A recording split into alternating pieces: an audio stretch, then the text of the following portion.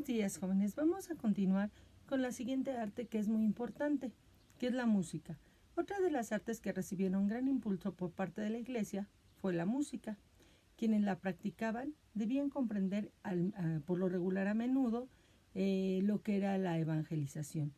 El convento de San Francisco, en la Ciudad de México, fue de los primeros en dar un espacio para que se diera la primera música en América, con el nombre de San José de los Naturales.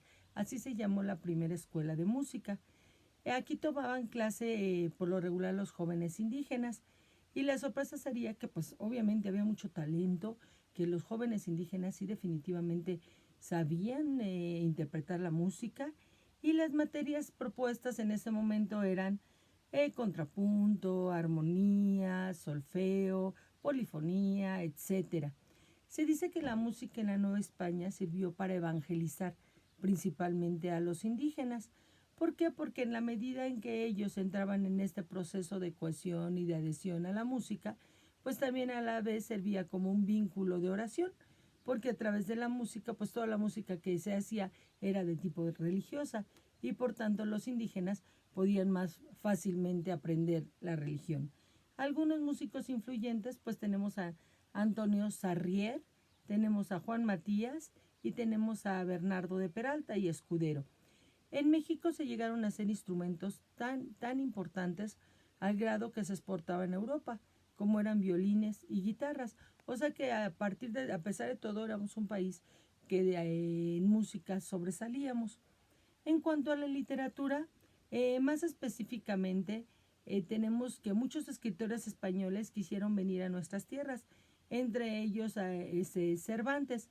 Sin embargo, bueno, nunca pudo venir a nuestras tierras, y sin embargo, sí tenemos personas que destacan en lo que es la literatura, principalmente exponentes como Carlos de Sigüenza y Góngora, Sor Juana Inés de la Cruz, Bernardo de Balbuena, Juan Ruiz de Alarcón, Francisco Bramón, Miguel de Guevara, que escribió el soneto No me mueve mi Dios para quererte. En esa época, por lo regular, las mujeres se dedicaban principalmente a dos cosas. Esto es un dato importante: a casarse o a ser monjas. De algunas optaban por el marido, y otras, como Sor Juana Inés de la Cruz, optó por la vida en el convento, ya que el convento le permitía desarrollar su capacidad intelectual. Y bueno, esto la convirtió en una de las escritoras más importantes de su tiempo. El hecho de haber estado o haber sido parte de una etapa en donde la mujer era relegada, donde no se le daban oportunidades. Tenemos que prácticamente los criollos y los españoles que vinieron a América fueron los primeros en cultivar lo que es la poesía y el teatro, siempre de acuerdo a las formas usadas en Europa, siempre. En 1553, se inaugura la Real y Pontificia Universidad de México, 1553, a instancias de Fray Juan de Zumárraga. Y obviamente aquí van a haber varios indígenas que van a sobresalir, como Fernando Alvarado Teososomoc, en la Nueva España, en donde prácticamente el teatro también servía como un medio para poder evangelizar a los indígenas. Y bueno, prácticamente Francisco Terrazas es considerado el primer poeta reconocido nacido en México. Lo que es la ilustración, pues fue una etapa en la que vienen los personajes como Rousseau, Voltaire, Montesquieu, la libertad de pensamiento, de igualdad. Todos estos resultados de las reformas borbónicas van a hacer que prácticamente los sectores empiecen a marcar sus diferencias. Y bueno, de ahí que en el arte también los sectores sociales altos pues se dedicaban a determinadas actividades, mientras que los sectores sociales bajos pues se dedicaban a otras. ¿Por qué? Porque no todos tenían la capacidad económica para pagar la actividad, ya sea la música, el arte, la pintura, etcétera.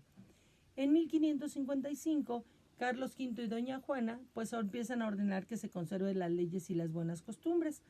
Y entonces, en cuestión de la danza, pues a los indígenas se les permitía llevar a cabo sus danzas siempre y cuando no atentaran contra las buenas costumbres que se tenían y las leyes en la Nueva España. Y bueno, así podían realizar sus celebraciones para que no se les pudieran impedir por andar haciendo danzas que pudieran atentar contra la religión.